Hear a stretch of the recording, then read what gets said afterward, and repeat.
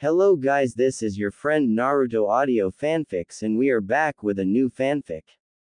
Which is what if Naruto got harem with ultimate harem Haku, Yugao, Tsunami, Mikoto, Shizuka, Tsunade, Hana, Yakumo Kurama and Tamari, Mei Terumi, Yugito, Part 1. And if you enjoy this fanfic then please press the like button and subscribe to my channel for more fanfic like this. And now let's start the fanfics. A young orange-haired boy unleashed his final assault upon his enemy as the sky turned dark black. This young man's name is Ichigo Kurosaki. However, while his enemy is dead, the consequences of unleashing the final Getsuga Tensho known as Mugetsu were grave. The attack used all his power but his life as well, so unless he received some sort of divine intervention he would die never to be reincarnated as he faded into oblivion. Little did he know that divine intervention is exactly what he would receive. As he lay there dying, all his friends and family are there with him. "Kurosaki-kun, please don't die," Orihime said with tears in her eyes. "I'm sorry Orihime, but I knew the risks when I used that attack to finish off Aizen. I knew this was a one-way trip for me, but maybe I'll see again in the next life." Ichigo, he said with a smile. Little did he realize just how true that statement was. "Kurosaki Ichigo, you have done the Soul Society and the world of the living a great service. I don't know how we can repay such sacrifice, but if it is within my power please ask." The head captain asked, kneeling down to take Ichigo's hand in his as a comforting gesture. Ichigo coughed while squeezing the head captain's hand. "I can already feel my life fading, so listen to me Gramps and listen well. I want every single one of those in Central 46 that call themselves a government executed and removed from power. In their place, I want a truly noble governing body installed but watched over by the Gote 13 to ensure the mistakes of the past don't happen again. Next, I want the records of the Vizards, Kazuki, Tessai and Yoruichi wiped clean of any wrongdoing and their positions within the Seraite restored so they may return if they choose. Finally, watch over my friends and family for me and ensure that nothing like this ever happens again. I also want you to pass on my values to the next generation of Soul Reapers. When they graduate from the academy tell them this, primo genera micorum dien postmodem, for it is at the core of all my beliefs." He said. "But what does it mean Ichigo-kun?" Yukataki asked. Ichigo looked at him, forcing himself to remain conscious long enough to answer his question. "Family first, friends second. Then yourself," he said as the life finally faded from his eyes. The ones that took it the hardest were Yoruichi, Rukia, Orihime and his sisters. They were all openly crying at Ichigo's sacrifice. Just then, there was bright flash and a new person had joined the grieving party. Who are you?" a grieving Yoruichi asked. "Forgive me young one. I couldn't help but notice this young man give his life for the sake of his friends and loved ones and I just had to come down and pay my respects. It amazes me that he could generate that kind of power without even a proper Zanpakuto. Not only that, but to be so noble and self-sacrificing and without an arrogant bone in his body, such a unique quality that is rarely ever seen these days. Oh, where are my manners? My name is Amaterasu, primordial goddess of creation and the universe," she said. A collective gasp was heard all around as she introduced herself. "Now that we know who you are, why are you here?" Karen asked with tears in her eyes. "My apologies little one, I came to collect his soul for reincarnation," the goddess replied. "But we thought the final Getsuga Tensho destroyed the soul of the user so reincarnation wasn't possible." A shocked Ishin said with a raised eyebrow. "Normally you would be correct. However, when there is a noble sacrifice involved, I can override that," she replied, and with snap of her fingers, she collected his soul. "There we go, and now since that is done, one final bit of business, then I shall take my leave." "Wait. Will we ever see him again?" Kurosaki-kun means so much to everyone, especially me, Rukia and Yoruichi and his sisters. Orihime asked with tears streaming down her face. I am sorry you will not see him again any time soon, Orihime-chan. When you die, I will come to collect your souls and you shall be reincarnated into the same era as Ichigo-kun. Except for Yoruichi-chan, she is coming with me now. Amaterasu said. Why me and no one else? Yoruichi exclaimed with a panicked look on her face. Now Yoruichi-chan, calm down please. You do not realize this, but your title, Goddess of Flash, is actually quite appropriate, and not for your propensity to tease Ichigo-kun by parading around the house, but for your speed in Shunpo and because you have divine blood flowing through your veins. Did you know that the very first members of the Shihoin, Kuchiki, Kiraku, Yukatake, Fan, Shiba and Yamamoto clans were demigods, and your clan is of my blood? It is why you are given the title, Sacred Armorers, as you guard all of the divine artifacts, but also your speed was inherited from my son and I, as well as your own hard word. The first Shihoin was my son, his name was Jashiro, as well as Captain Yukatake's namesake. His speed and mastery of Shunpo were worlds apart from your and Captain Soi Fan's. It was him that made Ho-Ho mastery a requirement to join the punishment force. I sent him here when he came of age and he started the Shihoin clan shortly thereafter. I do not have a last name, so he created the surname, Shihoin, because he thought it was cool. By all rights, that makes me your great-grandmother 22 generations removed. Amaterasu said, only to receive a hug from Yoruichi. But what does that have to do with the rest of us? Soi Fan asked. That brings me to my final bit of business. Each of the clans I mentioned have 5 years to honor young Ichigo's dying wish, and after that I am bringing you back to the realm of the gods. We gods miss our grandchildren and we want you all back home with us. Ishin, you will inform Kukaku and Ganju about everything that has happened and move them to Karakura town with you, where I will pick all of you up in 5 years. When Ichigo is reincarnated, you cannot be his father, nor can Yuzu and Karen be his sisters, but the 3 of you, Kukaku and Ganju, can adopt him as a nephew or little brother if you wish, so that you can be part of his life. As for the rest of you, I am sorry to say that because you are demigods of minor gods, or gods that have already faded, you will not live long enough to see his reincarnation, but I will reincarnate you into someone close to him and allow you to leave his reincarnation a gift of your choosing. Yamamoto-kun, sadly you only have about 800 years left. I suggest within those 5 years you focus on making peace with my great-grandnephew Yuwatch and his Quincy's, inform Yuwatch has happened and give him this from me. This technique should help you enter the shadows of Soul Society, and she tapped his forehead, giving the needed knowledge. Goodbye everyone, I will see you in 5 years. She said, handing him a glowing golden orb before disappearing in a golden flash. 2 years later. Yama Jii, is it time to complete Ichigo's requests? Kiraku asked. It is. It's just that, what I am about to do I wish I didn't have to. However, Lady Amaterasu demands it, so I have to. While I'm gone, I want you, Unohana and Captain Kuchiki to execute the members of Central 46. He said, tapping his cane before entering the world between the Soul Society and the real world, the Shadow Realm. Halt. Who goes? A low-level Quincy shouted. I am Captain Commander of Gote 13 Shigekuni Genryusai Yamamoto. I have come on urgent business to speak with Yuwatch. Please let him know that I am here. Yamamoto replied. Hi. Right away, sir. Said soldier exclaimed before running to tell his master. My lord, a Shinigami has arrived and wishes to speak with you.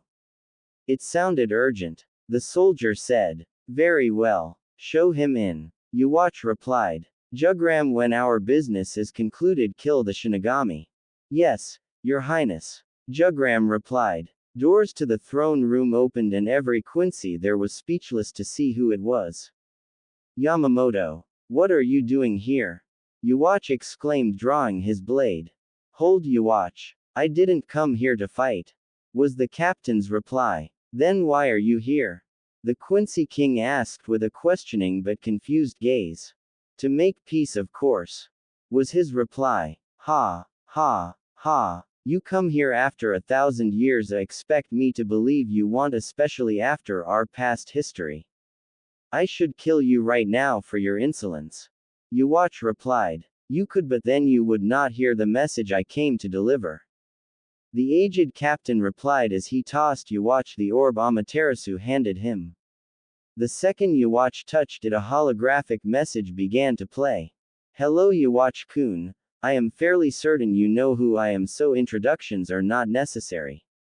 What Yamamoto-kun told you is the truth. He does want peace, so please listen to him. He speaks for me in this matter. I will see you in 5 years. Be ready to leave by then. I look forward to seeing you then. The hologram said and then disappeared. All of the Quincy's were shocked by this so much so that they couldn't speak. The head captain actually chuckled when he saw this. Oh my, what's the world coming to? The great and powerful Quincy King is speechless. I hope that isn't a sign of the coming apocalypse. The head captain said with a mirthful grin.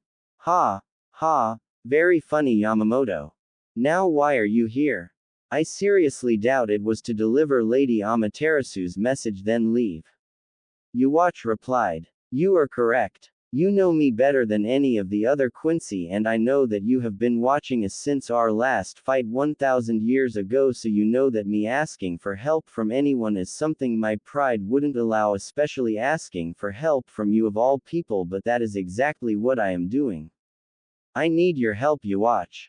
At this declaration, Yuwatch eyes widened in shock. I must say, given our history, I am shocked, but at the same I am intrigued. Please continue. He replied. I have been given divine authority by Lady Amaterasu and the High Council to make certain changes to the Soul Society, changes that I always believed were needed but C46 would never allow, and that is where you come in. But before he could continue, Yuwatch interrupted him. You mean to say that Lady Amaterasu and the High Council gave you such authority? Why now and not 1,000 years ago when the Soul King in C46 ordered our extinction? He asked. The Soul King began falling out of favor with the High Council after the Quincy's were ordered exterminated all those years ago, and recent events were the final straw. I assume you know of Aizen's treachery and the resulting war 2 years ago. Replied Yamamoto. I do. He killed C46 and fled with the Hogyoku and 2 of your captains. However, what does that have to do with why you are here? Yuwatch asked. Before the end and during the war we had reinstated C46, but I knew they were just in it for themselves, as did a brave young man named Ichigo Kurosaki that fought alongside us during the war. The war ended faster than we all expected, and young Kurosaki used a sacrificial technique which used not only his Ryutsu but his life force to attack Aizen and put him down for good. When it was over, just before he died, he made 3 requests of us, all of which have been completed except one. The formation of a new governing body. Yamamoto replied. And you want me to be part of this new government of yours? Yuwatch asked. No. But I do need 6 of your Quincy's, preferably those of a high rank and station. The C46 always had 46 members, 43 normal members and 3 sages. Well, to honor Ichigo's dying wish, we are forming a new truly balanced governing body. 6 Quincy's, 6 Arankar and 6 Soul Reapers, with one of each of those groups acting as a sage, so the new government would be completely impartial, acting in the best interest of keeping the balance of all 3 worlds. Yamamoto replied. Very well. I agree to your proposal and help you honor young Ichigo's dying wish. I will appoint Sternritters B. Jugram Hashwalth, X. Leal Barrio, E. Bambietta Basterbine, T. Candace Catnip, P. Meninas McCollin and D. Askin Nak Lavar. With Jugram acting as the Quincy sage. Yuwatch said. Agreed. Yamamoto said. That young boy must have meant a great deal to you for you to be here asking for my help. Yuwatch replied. Indeed he did. I never got the chance to tell him this, but I was proud of him and thought of him as a grandson, and not telling him is something I will always regret. He always did what was right even if it conflicted with the orders he was given, and while he never openly defied orders, he always found a way to bend the rules and do things his way, damn the consequences. I always saw a bit of my younger self in him. It's a shame he had to die putting that bastard Aizen down. If he'd lived, I would have made him my successor. The head captain replied. Wow, if you think that highly of him, I am sorry I never got the chance to meet him. But, why all this talk of a successor? I thought surely you'd outlive all of us. Yuwatch said. You'd think so, but I don't have much time left. I'm old, Yuwatch. I was already 1,000 years old when we had our fight 1,000 years ago. That means I'm 2,100 years old now. Normally, as the grandson of Kagutsuchi, the god of fire, many generations removed, my own flame wouldn't hurt me and even help to regenerate me and heal my wounds, essentially making me immortal. But because of an adversary I fought long before I met you, I used my Bankai before I was ready and scorched my soul quite badly, and the price was immortality. I only have 800 years left, which is why I am here now asking for your help in honoring Ichigo's dying wish. When my business is concluded, I plan to retire and live out my remaining years in Takamagahara with my family, maybe teach young gods how to be warriors. He replied. We have an accord, Genryusai. I will send the 6 Quincy we agreed upon to pack their things and leave with you within 20 minutes. Yuwatch said, shaking Genryusai's hand. 20 minutes later they had all arrived back in Soul Society, and the first thing they were told was C-46 had been executed. The members of the new governing body were waiting for them at the old C-46 complex. Genryusai could tell his last 3 years in Soul Society were going to be interesting. If he only knew how right he was. 3 years later. In the 3 years since the new governing body took over, many changes were made. The biggest change that was made was that C-46 was relabeled C-18 to accommodate the new members. Amaterasu surprised everyone and deposed the old Soul King, promptly executed him, and named Yuwatch as his replacement as well as God of Souls. And since he used Quincy for the Royal Guard and the former Royal Guard were elevated in status to High Guardsmen of the Celestial Temple in Takamagahara. Any laws the old C-46 passed were repealed and thrown out, and new, more lenient ones put in their place. Amaterasu and the gods came and got their grandchildren 6 months earlier than expected. After that, everyone lived happy lives. 7,395 years later in Takamagahara. Well, sister, has it happened yet? Tsukuyomi asked her sister. Yes, it has. That bastard sage has sealed Kagaya-chan and the Jubi in the moon. However, before that he split the Jubi's power 9 ways and created 9 demonic beasts. She replied. So, what are we going to do? Tsukuyomi asked. First, we are going to wait until that fool is dead, and then we will get the tailed beasts' help in reviving their grandmother. Amaterasu replied. But Hagoromo Otsutsuki, that bastard sage, has the Rinnegan. He will become a god upon death, and not even we can stop it. The moon goddess exclaimed. But that is where you are wrong, sister.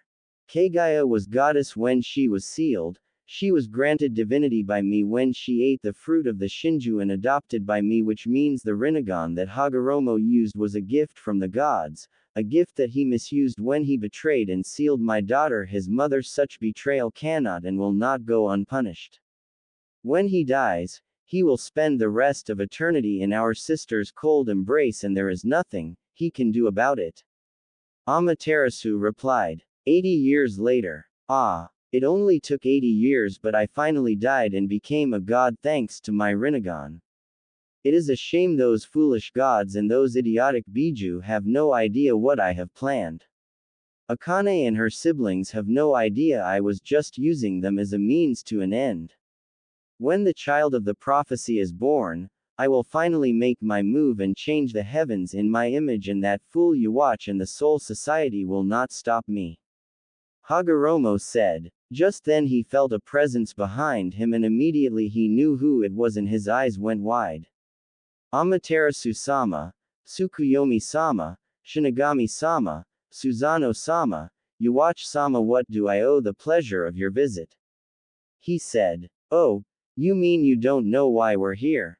Yuwatch questioned. Indeed, it seems strange for someone touted as a prophet not to know. I think he was just faking it all these years. Susanoo said, making Hagoromo sweat. I agree. I mean, it does seem strange for someone with the Rinnegan, an eye gifted by the gods said to be able to see the past and the future, enable the bearer to have an affinity for all the elements and revive the dead, that very someone should know why we're here instead of playing dumb thinking we didn't see what he did. Amaterasu said. An ignorant little twat like you used the eye we gifted you to seal his mother, my daughter, away. She exclaimed as tears streamed down her face. You have betrayed us and used your gifts against the gods. Such an act will not go unpunished. Tsukuyomi said. What do you mean? I did the gods' bidding and sealed away a great evil and you dare accuse me of betrayal? He shouted as he tried to defend himself. Yes, we do accuse you of betrayal. And for that your divinity will be stripped from, and I have come to collect you and take you to the underworld for all eternity for your sin against us. The Shinigami said as Amaterasu snapped her fingers and turned Hagoromo into a regular soul. And Shinigami then waved her hand and sent to the underworld to be tortured for all eternity. 20 years later. It has been 20 years since the Hagoromo was stripped of his godhood and sealed away in Yomi, and now the gods stand before 9 fully grown tailed beasts showing them their memories of Hagoromo's conversation he was having with himself. That is what we heard saying to himself right after he died. Now we need your help to right the wrong he perpetrated against my daughter and the Jubi. Amaterasu said. What would you have us do? Akane asked. Simple. I want each of you to give us a portion of your energy so that we may revive the Jubi and separate my daughter from her. That is all, nothing more and nothing less. The sun goddess replied. The Biju agree and poured their energy into a giant ball which was then amplified and fed to the husk that was the Jubi. After a few moments there was a bright flash and before them stood the Jubi in all her demonic glory, and next to her stood a beautiful woman with white hair that went to her ankle and 2 horns sticking out of her head, one on either side. You all know what Kagaya looks like, so I won't rehash that, as she looks the same as in canon. The Jubi was extremely beautiful herself, standing at 5 feet 9 inches tall, long flowing black hair that stopped just below her, and 2 gold slitted eyes with 3 rings and 9 tomio 3 on each ring. Both women looked up to see where they were, and to their surprise they saw the other Biju and the gods. Ama-chan, Okaa-chan. Both women shouted as they gave Amaterasu a hug, which she gladly returned.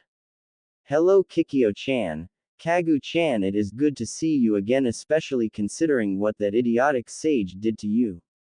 Amaterasu said. Kagaya, Kikyo, these are the Biju, they helped us rescue you from your confinement. Go on, you lot, introduce yourselves. She said, pointing to the 9 Biju. I am Shukaku, I am Matabi, I am Isobu, I am Son Goku, I am Kokuo, I am Seiken, I am Chome, I am Gyuki, and I am Akane. They said, introducing themselves. Thank you for helping to revive us, Kikyo-chan and I, we really appreciate it. Kagaya said with a smile as the Buju smiled back. Kagaya-chan, I have good news for you, as well as Kikyo-chan and Akane-chan. Maybe Matabi-chan and Shumei-chan too. Amaterasu said. What do you mean? Her daughter asked. During the time the other gods and I were waiting to free you and Kikyo-chan, I had a vision of a prophecy, a child of prophecy. This child will be of your blood and another shinobi, and both he is destined to change the shinobi world for the better. This man will claim to love you and then betray you, but before doing so he will give you 2 children, a boy the child of the prophecy and a daughter. The daughter you will raise separately to protect her, and the boy will stay in the village of his birth, where you will leave instructions for him to be treated like a hero by the village. That request will be ignored and he will be treated like a pariah and beaten severely behind the back of the Hokage for being the container of Akane-chan, until during a particularly savage beating he will activate his bloodline and taken to his home, where he will meet his grandmother and grand-uncle from his father's side of the family and taken from the village to train. However, between the time of his birth and the day he leaves the village he will be gifted with many blessings to help on his journey. He will possess many bloodlines as well as many Zanpakuto. He will also be arranged to marry the Nibi, Nanabi, Kyubi, Jubi, and my granddaughter Yorichi Shihoin, as well as 2 very beautiful Kages and many others. However, before that day comes, I will send you to the human world to pose as an orphaned human girl. I will reverse your aging and seal your memories until the day your children are born. You will still be a goddess, but you will know nothing of your own heritage until the day of the Kyubi's attack and your children's birth. Then on that day your memories of your true self will be unsealed. 2587 years later, 13 before current timeline. Hokage-sama, the Kyubi is attacking, we need to seal it. Random shinobi said. I know, but we have to wait for Minato. Hiruzen, what's the situation? Minato asked. The Kyubi is attacking and we need to seal it. Okay, I'll seal it inside my son. He is the only one available, as Kushina has yet to give birth to my daughter. Okay, Minato, but hurry. Little did Minato know that Hiruzen and Jiraiya had known about the prophecy, as the toads had told them, and neither they nor the toads ever told Minato, as he had developed behavioral oddities that made them not trust him with that information. Minato stood before the gates of Konoha, went through some hand signs and said, summoning jutsu. Before him stood Gamabunta in all his glory. Minato, what do you want, brat? Bunta said, I need your help with sealing Kyubi. You want me to fight that thing? Are you crazy? Gamabunta-sama, I only need you to keep it busy while I prepare the sealing. Alright, brat, but make it quick. Bunta yelled. Minato disappeared in a yellow flash and moments later appeared with Kushina next to him and began the process of summoning the Shinigami. Summoning jutsu. Moments later a blue ethereal being appeared on the battlefield. What do you want, human? He asked. Shinigami-sama, wish for you help me seal the Kyubi in exchange for the soul of my wife and unborn daughter. He exclaimed. Ha, ha, ha, Minato, you fool, do honestly think my own aunt would willingly let you sacrifice me to seal the Kyubi? You're ever dumber than you look. Kushina said as she walked over to the Kyubi and gave her a scroll for her to look at later. What do you mean, your aunt? Minato, you foolish mortal. My real name isn't Kushina Uzumaki. My real name is Kagaya Otsutsuki, and I am a goddess and the adopted daughter of Amaterasu, the one called Kami. The Shinigami's true name is Yami, goddess of darkness in the underworld, and you have just committed a grave sin against her. Mortal, for your crime against the gods I lay claim to your soul and send you to hell. Yami said as Minato's soul was consumed, leaving an empty soulless body behind. Shinigami removed the genjutsu cast upon the Kyubi and sealed her within little Naruto, placed a barrier around the little boy and took Kagaya to the realm of the gods. Moments later a root agent showed to try and kidnap the little boy for his master, but was struck down the moment he touched the barrier. A minute later the Sandaime and Jiraiya showed up and took custody of the little boy. Sensei, I don't like this. I know Jiraiya-kun, but in this instance we don't have a choice. Here, take this scroll. It contains all of Minato's techniques and all agreements that he had with civilians, Danzo and Homura, that I want out of the village. What agreements, and what about Tsunade? Jiraiya asked. Minato had several agreements with Kakashi and the people I mentioned that upon his death he would leave them everything and leave his children with nothing. Little did he know that because of him taking the Namikaze name he was considered a commoner, and when he married Kagaya he married into royalty, and the Otsutsuki absorbed all Namikaze assets, making him the Otsutsuki clan head in title only, meaning he had no right to give anyone anything with Kagaya's approval. So in essence he not only broke clan law but committed treason against the village and the Fire Country. Furthermore, as far as Tsunade is concerned, she is his fiancée, but I have no doubt that a root agent has recently been dispatched and informed her that Kagaya and Naruto are dead, so she won't return to the village. For now, Jiraiya-kun, I want you to maintain your spy network and I'll look after Naruto-kun. Tsunade will be told the truth when the time is right and not before. Now before Danzo or the civilians show up you need to leave, he said as Jiraiya nodded his head and shunshined away. Naruto-kun, I know the village will not honor your mother's wishes and the clans and myself will protect you as best we can, but your life will have a lot of hardships. I only hope you can show the mental fortitude to handle them all. Hiruzen thought, looking at the sleeping baby in his arms. It has been 8 years since the Kyuubi was sealed inside an infant. Said infant's name is Naruto Uzumaki. We find young Naruto running down the street being chased by a mob of civilians and shinobi that hated him. Come back here, demon. Yeah, come back here so we can finish what the fourth started and send you to hell where you belong. The group of civilians and shinobi shouted as they cornered the little boy in an alley. Please stop. I didn't do anything to you. Why do you want to hurt me? An extremely frightened Naruto asked. Didn't do anything. You're a murderer. You killed our families and friends and we are going to send you hell, you little monster. A shinobi with gravity-defying gray hair wearing an Inu mask shouted as lightning coated his hand. Guess who? I didn't do anything. I don't know anything. The little boy exclaimed. That's right, demon. You don't know anything and you never will. The Inu masked shinobi shouted as he shoved his lightning-coated hand into the little boy's chest.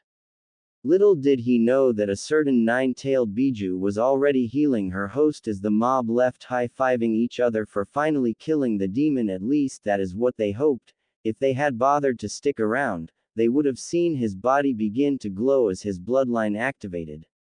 Naruto's mindscape. Naruto found himself in a dark place with water that was ankle deep and he immediately thought he was dead. His ears perked up because he heard someone crying, so he followed the sound till he found its source. Hello. Are you okay? He asked as he heard her crying but couldn't see her. Naruto-kun, I am so sorry for what I did to you. She said. What do you mean what you did to me? He asked. She came into the light in her human form. She was beautiful with 9 red fox tails, piercing red slitted eyes and long red hair. She was 5 feet 8 inches tall, long slender legs that went on forever and stood there stark. Naruto immediately blushed at what he was seeing. He liked it and she knew it as she was also blushing a new shade of red. Can you put some clothes on? Naruto asked as he turned around to let her do so. Is this better, Naruto-kun? She asked. He nodded and asked, who are you? My name is Akane and I am the 9-tailed fox and the reason for your life up to this point. Kyuubi. Naruto exclaimed in fear. I thought the Yondaime killed you. No, Naruto-kun, the Yondaime didn't kill me, as you can't kill a being of pure energy. Naruto-kun, do you know anything about your family? She replied. No. Every time I ask Gigi or Kaharu-ba-chan they tell me they don't know. I know they're hiding something from me, I just don't know what. He replied. Indeed, they are. However, things concerning my attack on the village 8 years ago have been hidden from you and the general populace. She said. But why would they hide things from me and everyone else? He asked. Over the next few hours she told him everything from the attack 8 years ago to her being one of his future brides and what his bastard father tried to do to both him and his mother. And like she predicted, he was more than a little pissed, but the anger wasn't directed at her, his mother or his Gigi and Ba-chan, but solely at his father and his co-conspirators.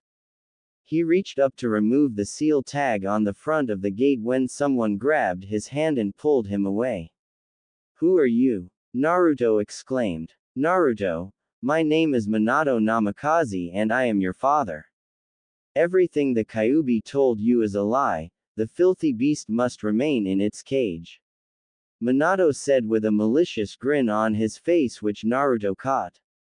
Naruto promptly walked up to his father and kicked him square in the nuts, and when he hunched over he got a kick to the face. Minato may have just been a soul shard, but he was in his son's mindscape, so anything Naruto did to him still hurt like hell, as Naruto was the king of that world. "Q-chan didn't lie to me. I would know if she did. You on the other hand are trying to confuse and take advantage of me, and I want you gone," Naruto said. "You ignorant little demon, I made this seal, I control this seal, and I'm not going anywhere," Minato said as he stalked towards little Naruto. Akane didn't like it and tried everything she could to force that cage open so she could protect her future husband, but it wouldn't move an inch. When all hope seemed lost, there was a bright flash of light, and standing there in all her glory was the Shinigami. Minato immediately feared what was to come. "Q-chan, it has been a while. Minato Namikaze, you have stuck your nose in the affairs of others for far too long, and it stops right now," she said, waving her hand, sending the final piece of Minato's soul to hell. "Naruto-kun, your mother cannot wait to see you, and when you wake up and leave this village you will meet her and your godfather. I am sorry for what the village has done to you, my cute little maelstrom," she said, giving him a hug which he gladly returned. "We will meet again, Naruto-kun." After that she disappeared. "Q-chan, time to get you out of here," he said, ripping off the seal. "Naru-kun, when you wake up, we will talk further. We have much to discuss," Akane said as she disappeared.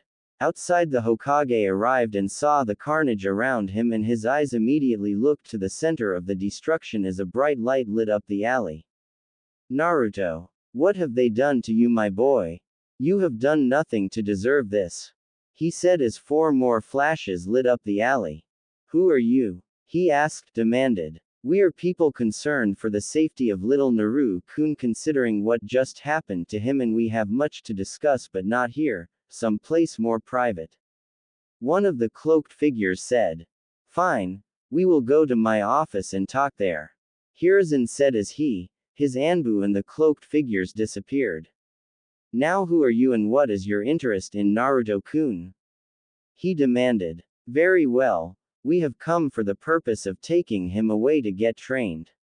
I am Midoriko Uchiha, Minato's mother and Naruto's grandmother.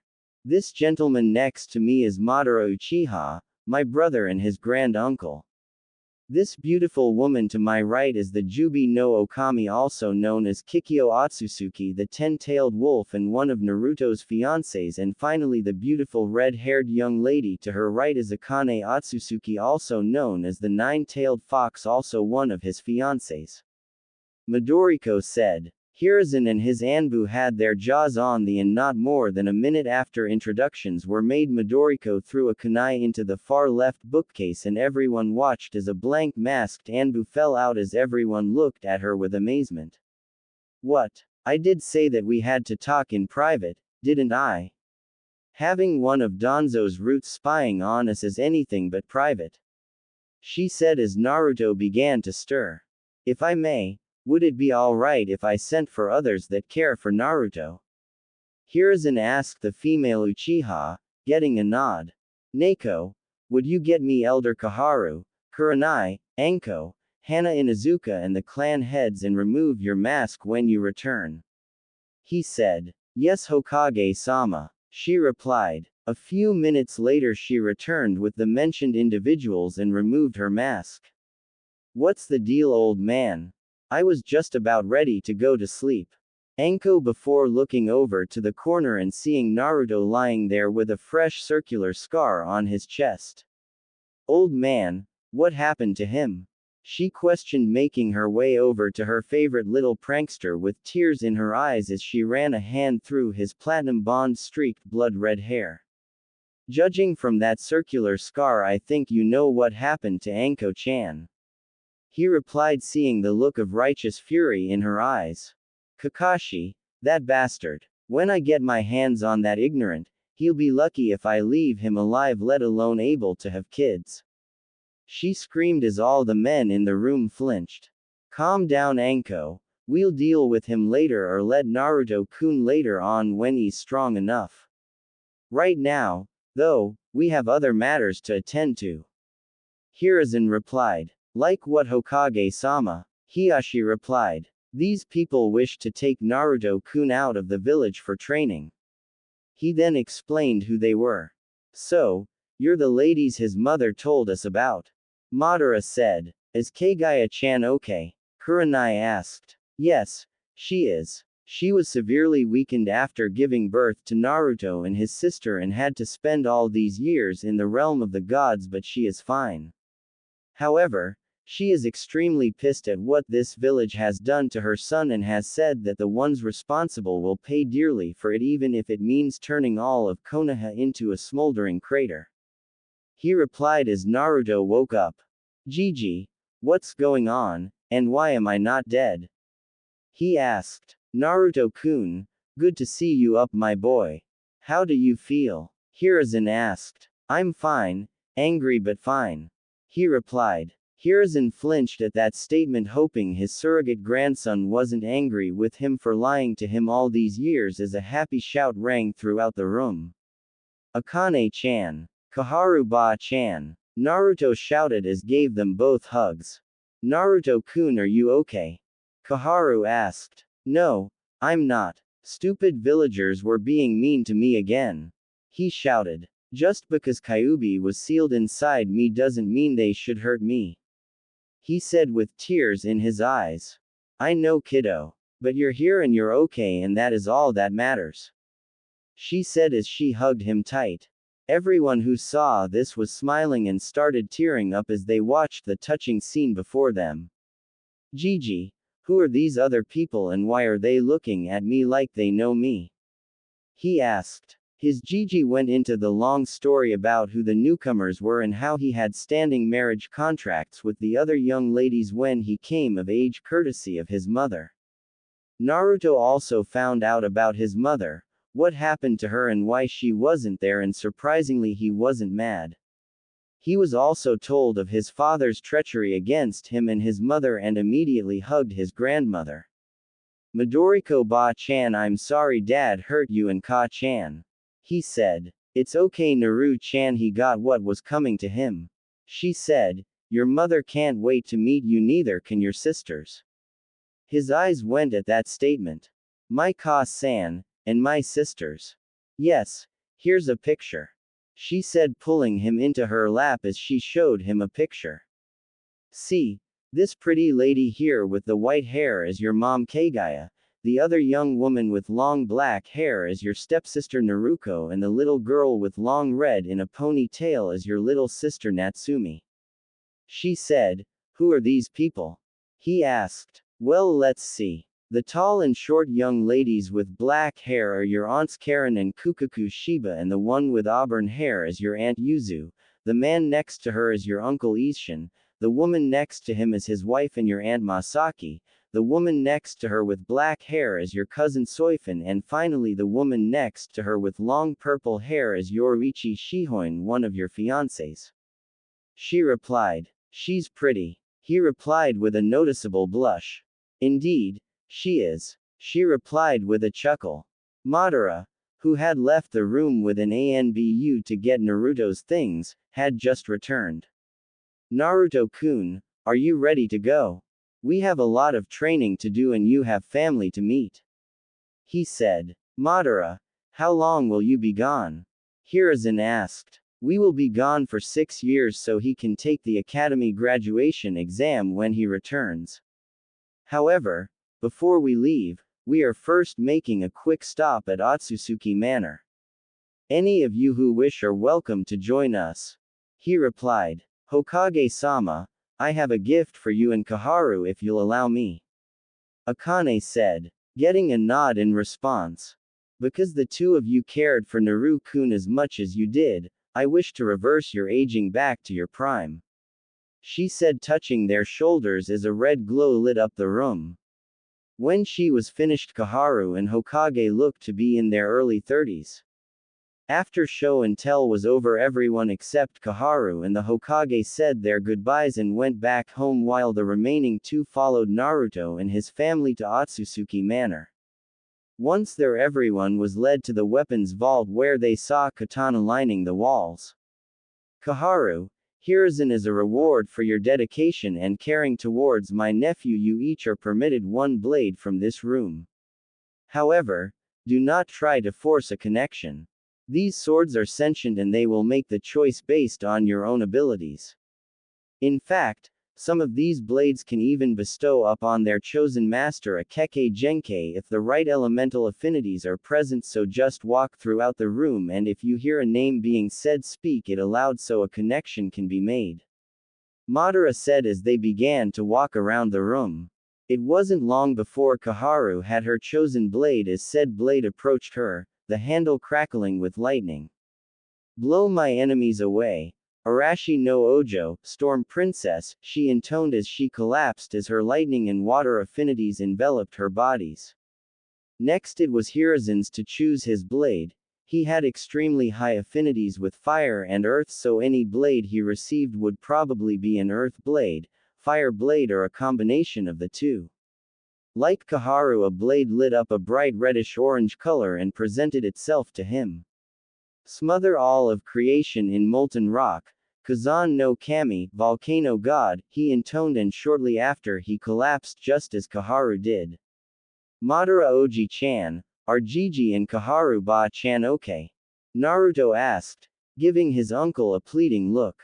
With a smile and a ruffle of his nephew's hair he said, yes Naruto-kun, they are just fine. The act of being chosen by their blades has given them both a Kekkei Genkei, and while their bodies get used to the changes, they are unconscious to prevent them from feeling any discomfort due to said changes, but they should wake up any minute. Will that happen to me? Naruto asked. No kiddo, it won't. It isn't needed, as the Kekkei Genkei you activated earlier this evening gives you access to those bloodlines and several more like it. Madara replied. While we wait for them to awaken, why don't you go and pick your own? Naruto nodded and ran off. A few moments later Naruto returned with 7 blades cradled in his arms. That was fast. His uncle said. Was I supposed to be slower? Did I do something wrong? Naruto said. No Naru-kun. Your uncle just means that no one has ever done that as fast as you. Akane said. Which blades chose you? Let's see. The big black one is Zangetsu ni, the Daisho pair is Kaden Kyokutsu-chan, the short sword with the tassel at the end is Benihime-chan, the red one is Senbon Yum-chan, the Wakizashi is Ryakatse-chan, the ice blue blade is Kori no Ryu or Kori-chan, and the last one is Tenhai no Tori, Heavenly Fire Bird, or Tori-chan. He said with a grin on his face. You don't do anything half-assed, do you, Naruto-kun? Madara asked with a smile. I guess not. The boy replied with a foxy grin. About that time Hiruzen and Kaharu woke up. Gigi. Kaharu ba-chan. Are you okay? He asked. We are just fine Naruto-kun. We just had a lot of training to do and our new swords had a lot of information to pass on to us, just as yours will for you. Kaharu said as they all left Otsutsuki Manor and headed back to the Hokage's office with Hiruzen and Kaharu under a henge. Madara, when I see you all in 6 years, I expect Naruto-kun to be a fine young shinobi, and Naruto do everything they tell you and come back to us a strong young man. He said. Okay, Gigi. Naruto gave him a hug and disappeared with his family. Hokage-sama, I have marriage contracts for Yugao Azuki, the Yamanaka clan, Sum and Hana Inusuka, Kurenai, Anko and the Hyuga clan that I wish to file with this office at their request between themselves and Naruto's clan the Otsutsuki. These contracts have been signed by the parties involved and Naruto's mother Kagaya Otsutsuki and witnessed by myself. Koharu said. Very well. They have been so entered and until further notice they will be kept under lock and key. Hi, Hokage-sama, she replied. Gamajiro. Okay, Yakumo is back in. However, with regards power levels, keep in mind that due to the fact that Kagaya Otsutsuki Kushina Uzumaki is Naruto's mom and because of the fact he has 7 Zanpakuto after the 6-year time skip and because he is half demon, half god, his power level will be almost equal to his mother and when he turns 18 his aging will stop. His mother is a demon goddess and daughter to Amaterasu and considering he is a Jubi no Kitsune it isn't too surprising so in nutshell when he returns from training his powers will be godlike except, they will be mostly sealed as I intend to bring the Gente Kaijo from Bleach into the storyline. If you're wondering who has what Zanpakuto, I'll leave that as a surprise. To my guest. Okay. Tamari is back with Naruto but I had to give Shikamaru a hot chick I mean come on he may be a lazy bastard but I still like the guy so I subbed Tamari for Saya and now she is Shikamaru's girl from here on out the harem is set no further changes. Now without further delay on with the show. Chapter 3. A Hero's Return and a Pissed Off Slug. Part 1. Edited for Grammar and Spelling on August 3, 2025. Naruto and his family had just left Konoha when his uncle and grandmother sat him down and told him everything about what his father and Minato's father had done to their family. Flashback no Jutsu. Naruto-kun, I know you are wondering why your father isn't held in very high regard with your grandmother and your Gigi back home. It is because Minato and his father did some very bad things. Madara said. Like what? Naruto asked. Naru-chan, Minato's father, your grandfather was a deceiver and a liar. When he saw that I was an Uchiha he used a Fuinjutsu to cast a powerful genjutsu on me called Jigoku no Yona Sakai non or Nirvana of a hellish worldscape. He did this to restart the Namikaze clan with Uchiha genes to be the ultimate clan of Fuinjutsu users. However, what he didn't realize is that the Uzumaki and Otsutsuki would always outclass him in the areas of Fuinjutsu and Kenjutsu. When your uncle came to check on me, he saw that I was happy, so he left me alone but, in my head, I was screaming for him to come back and release me from this hell. Midoriko said, stopping as Madara took over. Naruto-kun, I left at first thinking everything was alright but soon after came back as my instincts were screaming at me to return. When I did return, she had just given birth to a boy. I saw a seal on the back of her neck and immediately I knew what it was. Soon after, I killed almost every member of the Namikaze clan while they slept and removed the seal on your grandmother's neck and awoke her from the genjutsu. I was immediately wrapped in a hug as she was overjoyed to see me and she refused to let go.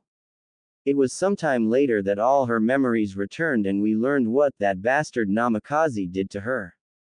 Madara said. Kato, that bastard. Not only did he cast that genjutsu on me but I was forced to watch from inside my own mind as he raped me and forced me to carry his spawn.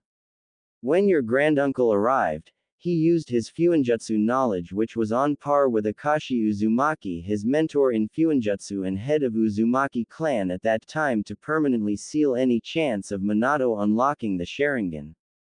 I didn't want that bastard Kato to get the satisfaction of thinking he accomplished his goal. And so, after carrying Minato into the house and putting him into his crib my brother and I left a note for Kato's parents detailing everything that happened and left the little bastard for them to raise. It was years later that I learned that Minato had married your mother and needless to say I wasn't surprised what he tried to do when sealing Akane-chan. She said, what did he try to do? Naruto asked. The little bastard tried to use your mother and your unborn little sister as sacrifices to the Shinigami for sealing Akane-chan into you. That didn't go over too well with the Shinigami, who is by the way your grand aunt on your mother's side, and the goddess Amaterasu is your grandmother, speaking of whom," she said as a bright flash lit up the clearing. Before them stood Kagaya, Amaterasu, Tsukuyomi, Susanoo, Inari and Jiraiya.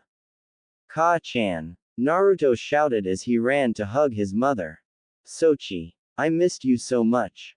I'm sorry I couldn't be there for you growing up, but giving birth to you and your sister and dealing with your idiot father's machinations was extremely tiring. But enough of that, I have some people I want you to meet," she said.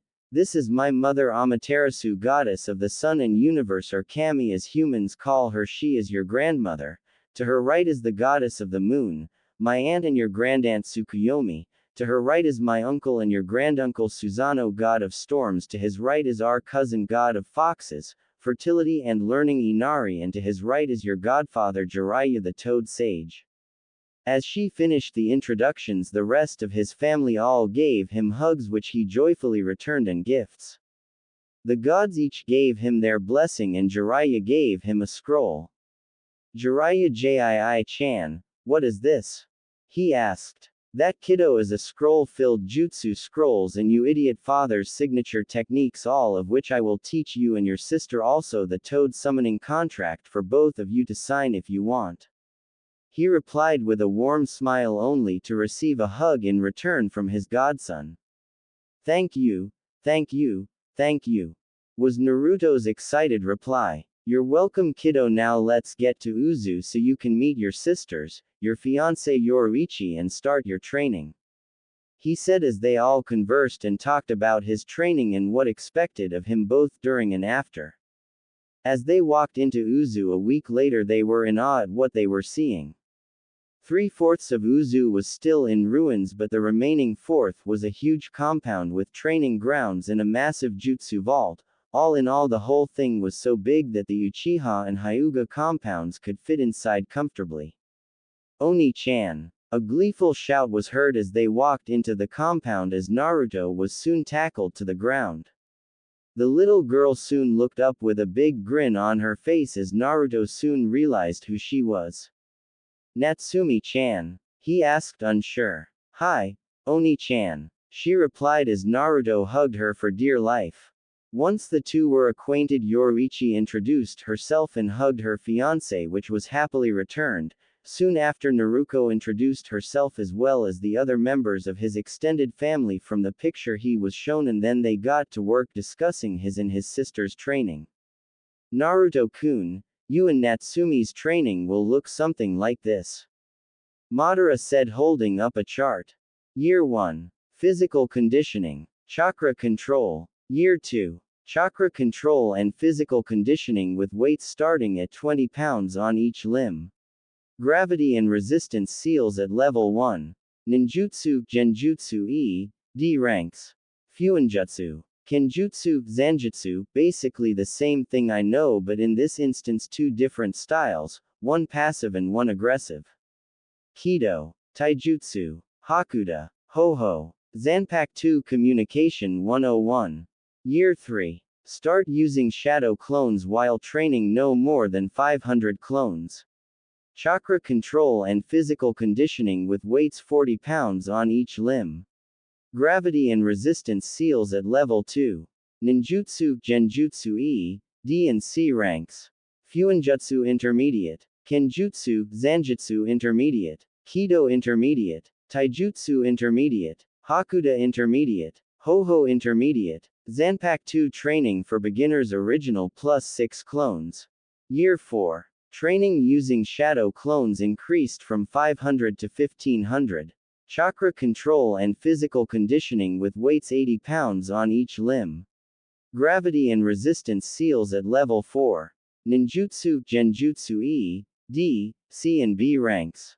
Fuinjutsu Intermediate. Kenjutsu, Zanjutsu Intermediate. Kido Intermediate. Taijutsu Intermediate. Hakuda Intermediate. Ho-ho Intermediate. Zanpakuto Training Intermediate Original +6 clones.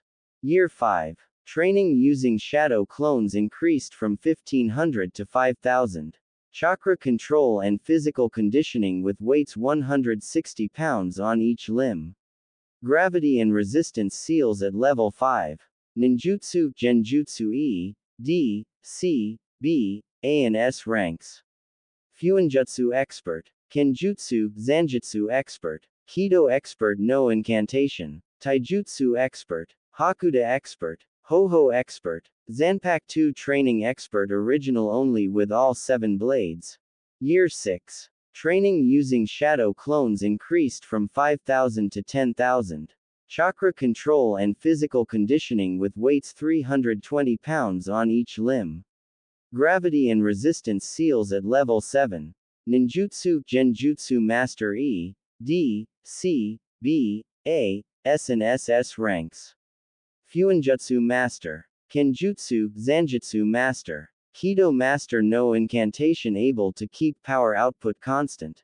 Taijutsu Master. Hakuda Master. Ho-Ho Master. Zanpakuto Training Master all 7 blades. Everyone heard a whistle and turned to Jiraiya. That's crazy Madara. Don't you think that is a little extreme? He said. Not really, since he already promised to come back strong. Not to mention the fact that he needs this kind of extreme training to master his Kekemora Dojutsu, the Ryugan and all its variants. Madara replied. Madara-ji-chan. What's the Ryugan? Naruto asked. Well Naruto-kun, the Ryugan is a variant of your mother's Rinne Sharingan and you activated it during your last beating at the hands of the villagers but you cannot control it.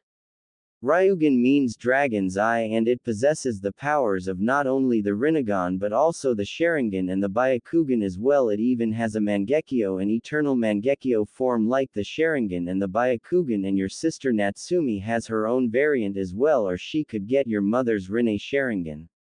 He said. Wow. Enough talk. Let's get training, old man. Naruto shouted as he and his sister ran off to the training ground like a couple of speeding bullets from a gun, causing everyone to laugh and follow.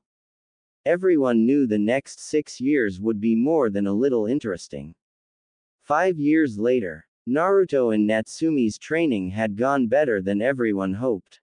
Instead of taking the full 6 years to master what the others had to teach them, they did it in 5 and spent the rest of the final year traveling and refining everything they learned before making their way towards High no Kuni and Konoha. He and his sister not only mastered their bloodline, which in Natsumi's case was the Rinne Sharingan, but they almost mastered their Zanpakuto as well. In Naruto's case, most of them, he had mastered Zangetsu, Sanban Yume, Kaden Kyokutsu, Benihime and Kori no Ryu.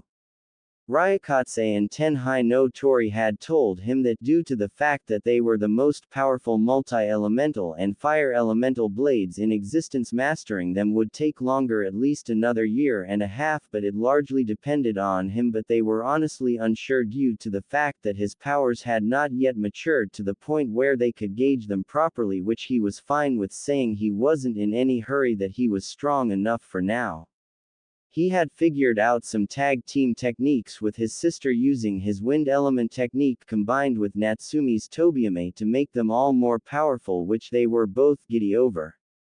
During their training, Naruto and Natsumi were given many contracts to sign: the Toads by Jiraiya, the Fox contract by Akane, the Tiger contract by their mother, the Wolf contract by Kikyo, and finally the Dragon contract by Susanoo. To say that they were ecstatic would be an understatement.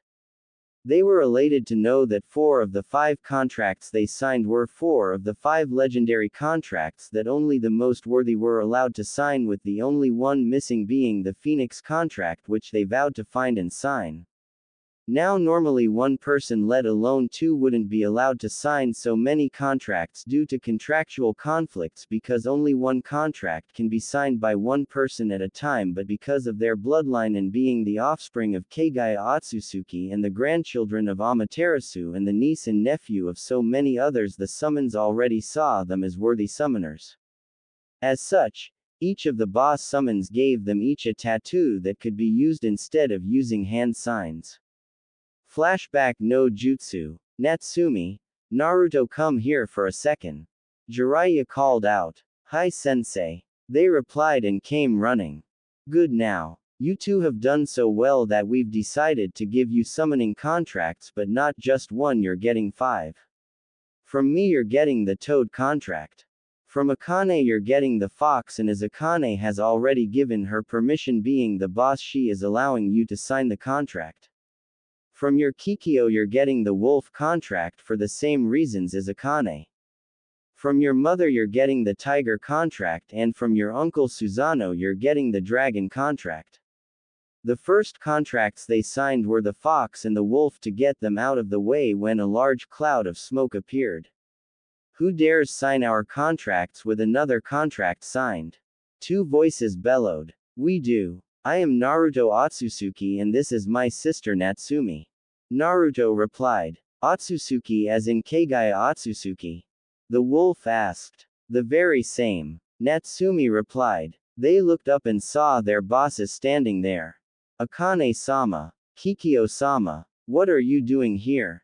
We have been looking for you for years.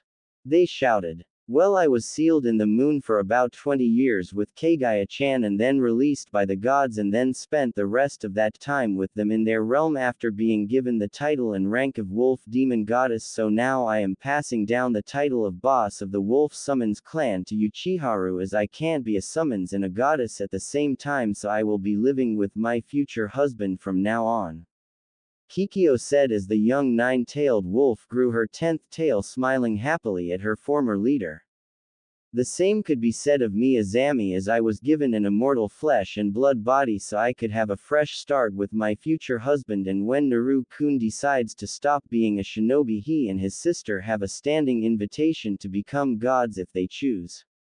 That being said, I am giving you your 9th tail and passing on my title and seat as the boss of the Fox Summons clan to you. Congratulations Zami-chan. Akane said as a bright light lit up the area as Azami grew her 9th tail, but something else happened that no one was expecting. As Akane gave Azami her 9th tail, the god of foxes decided to give Akane her 10th tail. This had never happened before, as there had never been more than 2 Jubi, let alone 3. Akane was the 10-tailed vixen and Naruto due to being Kagaya's son and Akane's Jinchuriki until recently, and who also had demonic and divine blood since birth like his sister was the Jubi no Yoko, but that was something both he and Akane were going to keep under wraps until the right time, or until they got back to Konoha and use it to really with people for shits and giggles, whichever came first. Azami and Chiharu looked at one another, nodded their heads and then looked at Naruto and his sister. Naruto-kun, Natsumi-chan, we have been without a decent summoner for so long, so we will allow this, but do not dishonor us with the same arrogance as that bastard Izuna Uchiha. He tried to control us into attacking innocent people, and when that happened we severed all forms of contact with the human world. Do not disappoint us young ones, understand? Chiharu said in her wolf form, towering over him and Natsumi as she grinned, showing all her sharp bright white teeth. Kozo kid, boy or brat, understand this. If you or your sister attempt what he did, you so much as think about doing it, and we find out we don't care whose husband or sister-in-law you are, not only will we sever ties with you, but we will kill you, chop you into little pieces and take you back to 5-Den Mountain and feed you to our children, understand? Azami said, doing the same as Chiharu. Yes, we understand. However, the two of you should understand that after the kind of life I've had, I don't take kindly to threats. He said as his spiritual pressure flared to life, weighing down on them. That being said, if you so much as touch anyone I care about for any reason, I suggest you tunnel yourself into another dimension to hide, because nothing short of that will keep you safe from me. He said with Natsumi nodding her head in agreement. All right kids, you pass. Chiharu said. What? Naruto and Natsumi said, confused. You passed. You see Naruto-kun, after our problems with Izuna we didn't completely cut ourselves off from the human world, but we did hide our contract somewhere only the bosses or the gods could find. And after that we came up with a plan to test the next summoner to see if he was worthy, and judging from the look in your eyes when you threatened us we saw that you cared more for your precious people than yourself, therefore we find you worthy of being our summoner. Summon us if you need help. Good luck Naruto-kun. Azami said before she and Chiharu went back to 5-Den Mountain. After that he and Natsumi signed the remaining 3 contracts and were given various tests they had to pass to be accepted as summoners. For the toads it was a test of resolve. For the tigers it was a test of courage. Finally, for the dragons it was a test of intellect.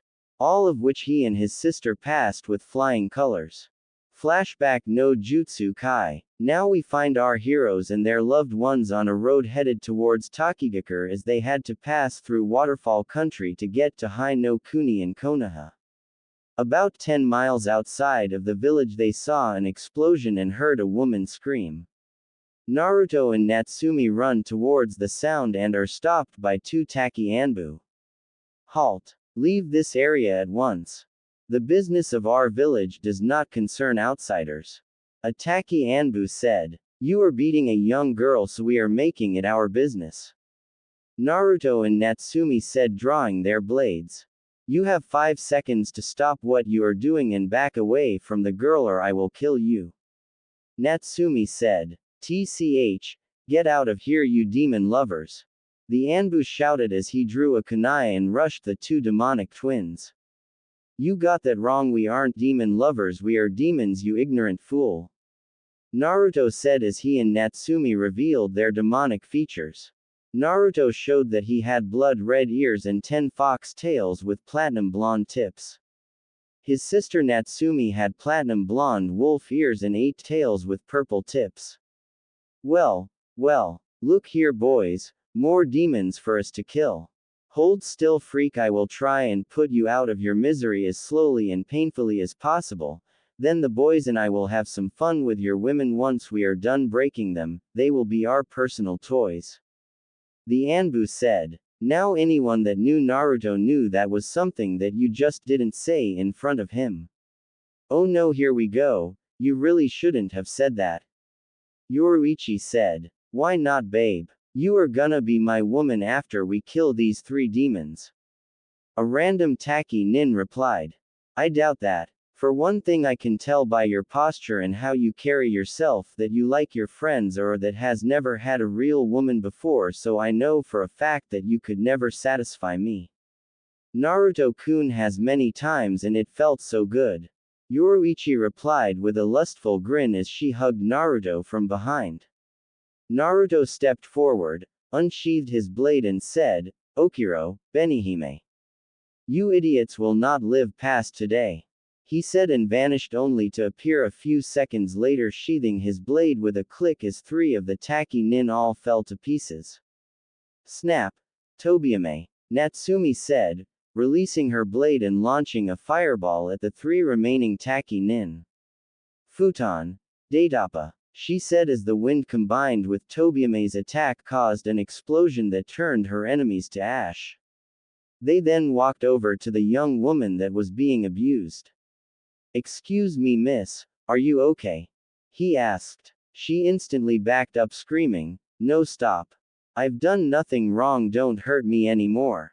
Hey relax. I won't hurt you. Come on, let's get you looked at and get you home. He said holding out his hand as she timidly took hold of it and him in a strong embrace shaking the entire time. He took her to his mother so she could be healed. Ka-chan, can you help this young woman? She is a ninja and her comrades were beating her for fun. Of course, Sochi. Now come here dear and lay down. Kagaya said as she began to heal her. Tell me, young one, what is your name? My name is Fu. She said. Well Fu-chan, as soon as we get you healed, we will get you home okay? She said. No. Don't send me back to Taki anywhere but there. She said with fearful tear-soaked eyes. Tell me Fu-chan, did they hurt you in Taki? She asked. They did more than just hurt me. She said looking down at her crotch. Fu-chan, did they rape you? Midoriko asked as Fu nodded and began to cry. Our village leader, a man named Shibuki, told the villagers they could do whatever they wanted to me. The bastard even took his own turn, but thanks to Shumei-chan the damage was reversed, my hymen restored and the pregnancy was aborted before the fetus even had a heartbeat. Fu said. Excuse me Fu-chan, I'll be right back. Midoriko said. A few moments later Midoriko found herself standing in the middle of Taki. Can I help you stranger? Shibuki said. Yes, you can die for me. Collaboration Kaden, Mijin Bunri, particle separator. She said, jumping into the air and launching a ball the size of a softball at the center of Taki before using flash step to outrun the blast. The moment the ball hit Shibuki it exploded with enough force to leave nothing but an empty crater in its wake, wiping Taki off the map. What she didn't know was that deep underground is where the real hidden village was, and what was on the surface was just for show, and everyone she killed were nothing more than blood clones, so in the end she basically destroyed an empty village which would be rebuilt in the coming months. After Naruto and crew left Taki, they passed through Tanzaku-gai. It was then that Jiraiya glimpsed someone he hadn't seen in years. Nay, Jiraiya-sensei, is something wrong? Naruto and Natsumi asked. See that woman over there? The one with the long blonde hair and wearing the green haori? He asked only to receive a nod from his students. Well, you see, that woman is Tsunade. She is one of Naruto's fiancés and she thinks he is dead thanks to Danzo Shimura sticking his nose where it doesn't belong. He replied. What happened, sensei? Naruto asked. Well, Naruto, the day you and your sister were born 14 years ago, a lot of information came to light, mostly concerning your father and his machinations concerning the two of you. Anyway, once the 9 Tails was sealed, Danzo sent one of his root Anbu to Tsunade and his fiancée Inkiri, a beautiful woman named Mei Terumi, to inform them that you were dead, also he could turn you into a weapon, as he felt a Jinchuriki had no right to a family or happiness. Needless to say, I was pissed. He even tried the same tactic against my daughter, but I kept her in the loop so she knew it was complete bullshit, and about a year ago I contacted Mei and told her, as well as the Kiri civil war had ended, so now she knows as well, but I did tell her to play it off until she comes to the Chunin exams in Konoha in 6 months, so don't be surprised if she walks up to you and sticks her tongue down your throat. Now, if you'll excuse me, I must also inform a certain slug princess, no doubt she will be pissed. He said. No, Mei will not be Mizukage. I am giving that title to Zabuza. Tsunade. Jiraiya shouted, getting her and Shizune's attention. Jiraiya, what the hell are you doing here? If the old monkey wants me back in Konoha, the answer is no. That place has taken too much from me to return now. She said. Tsunade, I'd be lying if I told you he didn't want you back in the village, but that isn't why I'm here. I am here today to speak with you and Shizune privately. It is important. He said in a tone that gave no room for argument as Tsunade showed him to her hotel room with Shizune and Tonton following close behind. As they entered Tsunade's hotel room, they all sat down around the table. All right, now talk. Tsunade demanded. Very well, but first I need the two of you to understand that sensei and I kept many secrets from you, not because we didn't trust you, it was everyone else we didn't trust. He said, handing her a scroll. As she and Shizune began to read, her eyes went wide. Are you serious, Jiraiya? Minato tried to use his own children as a sacrifice to the Shinigami, but why? His children, especially our Naru-kun, were already dead, so what would the Shinigami want with dead children? Unless, she stopped as she and Shizune looked at Jiraiya. The answer they both had hoped for could be seen in his eyes. That's right, Tsunade. Naruto, Natsumi and Kagaya are all very much alive. However, before the two of you blow a fuse, neither sensei nor myself sent those Anbu to tell you they died. That was Danzo and Homura's doing, and the only reasons we didn't tell you until now were because we were protecting you from them, and every time we found you, you both went off the grid less than 12 hours later. Do you have any idea how irritating it is trying to find someone that doesn't want to be found? He said, only to receive a tear-filled hug from both ladies.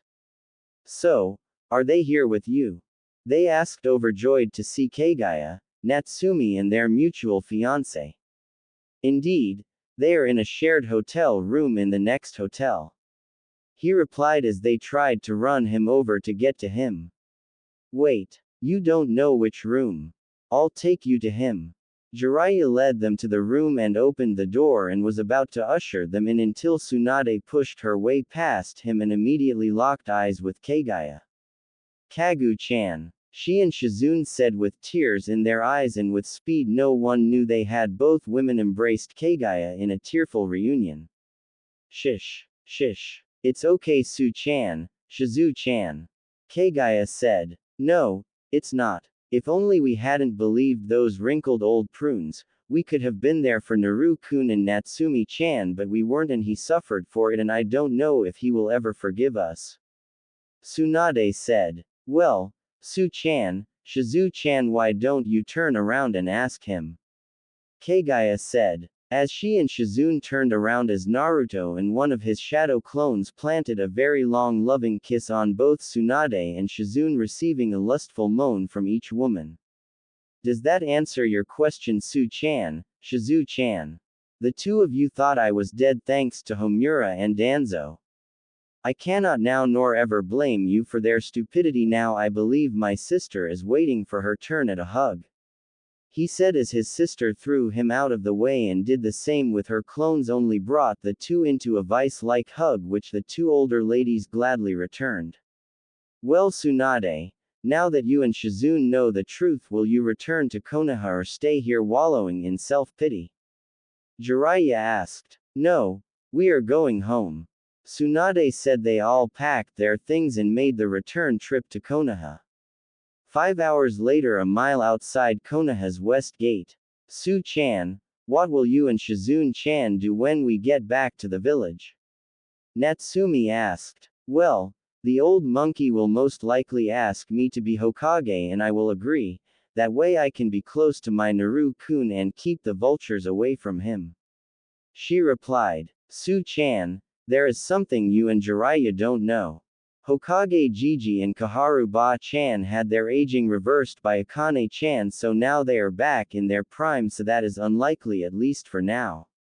Naruto said. Wait, so those two are 10 years younger? She asked. Try 30 years younger. Akane said. I didn't know you could do that, Akane-chan. Tsunade said. Well, there is a lot of things demons can do you didn't know of, especially me as the 10-tailed vixen and the queen of foxes and future queen of demons. She replied. Wait, so you're the queen of foxes and future queen of demons? How does that work? Shizune asked. Quite simple. Naruto is king of demons by virtue of being Kagaya's son and a 10-tailed kitsune himself, and when he marks me as his mate, I will be the queen of demons, as will Kikyo, Shizune yourself and anyone else he is engaged to. Akane replied with a grin. Just then they reached Konoha's gate and were confronted with Izumo and Kotetsu, Konoha's eternal gate guardians. Jiraiya-sama, Tsunade-sama, you've returned? They asked excitedly. Indeed, I have. Inform the Hokage to call a council meeting at once. She ordered. Yes, ma'am. They replied while Madara and Midoriko headed for the Otsutsuki estate. Meanwhile, Tsunade, Jiraiya, Naruto, Natsumi arrived at the Hokage's office and saw Hiruzen and Kaharu sitting and drinking tea as Hiruzen's clones were doing his paperwork. Sensei. Kaharu. Tsunade exclaimed as she gave the two of them a hug. Ah, Tsunade-chan, Shizune-chan, you've returned. Hiruzen stated. Yes, Hokage-sama, we have Naruto-kun and Jiraiya-sama to thank for that. Shizune said. That is good news. I trust you'll be staying a while then. Kaharu said. Yes, I'm home for good. Tsunade replied. That's good, because after the Chunin exams I am appointing you as my successor. I may have had my aging reversed thanks to Akane-chan, but being Hokage has taken me away from my family for far too long and I need to get back to being a grandfather and a father. He said. That is all well and good, Hiruzen, but I think you're putting the cart before the horse. Koharu said. What do you mean? He asked. First you and I need to deal with Homura, Danzo and the civilian council.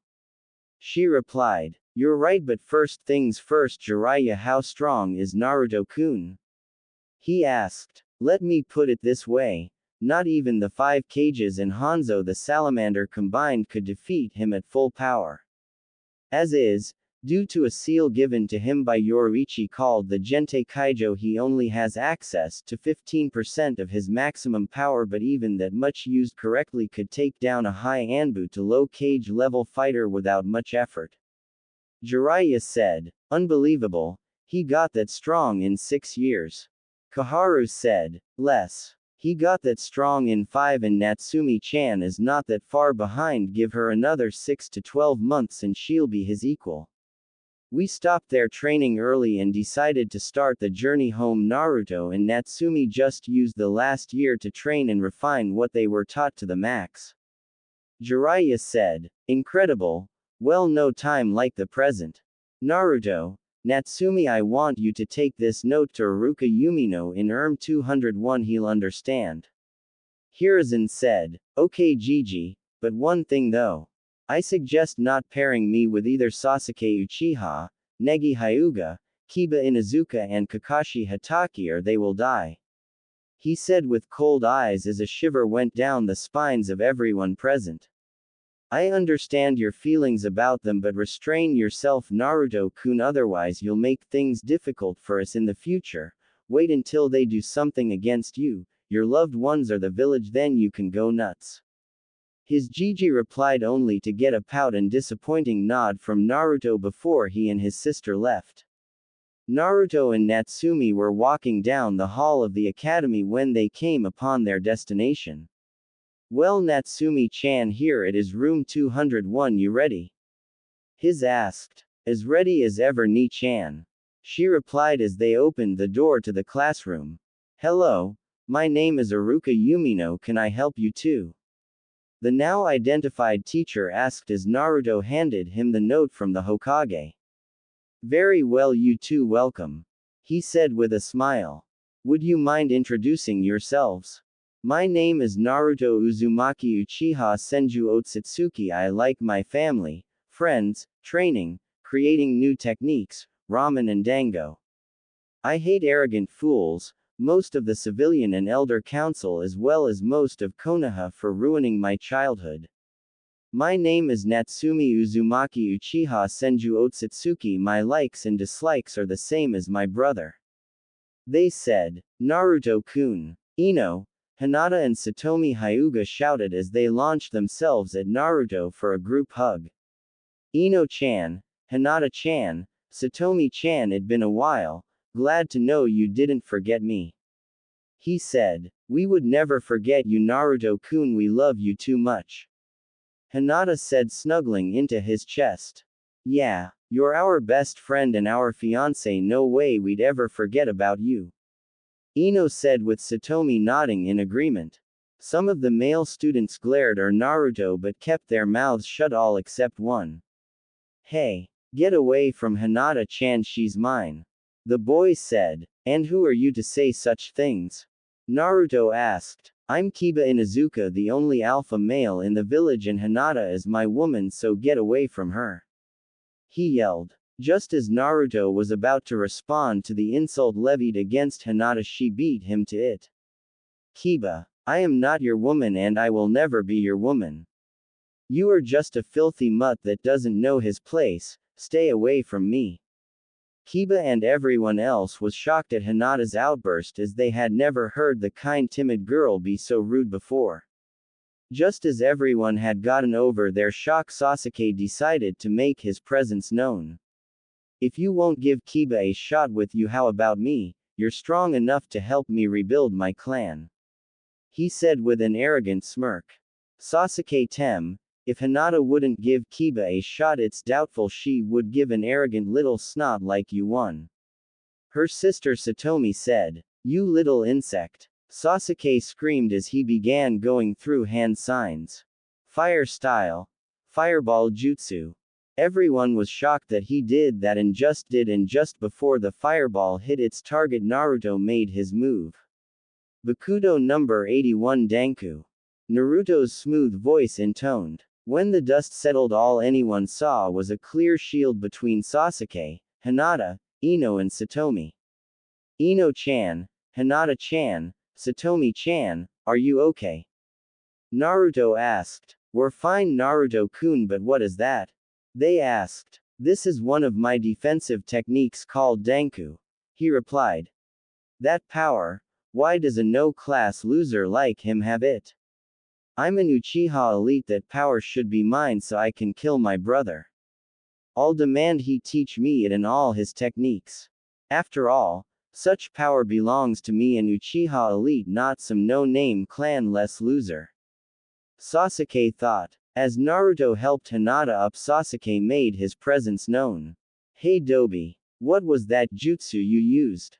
Sasuke demanded. Teach me now. It belongs to the Uchiha, as only an Uchiha can use a jutsu that powerful properly.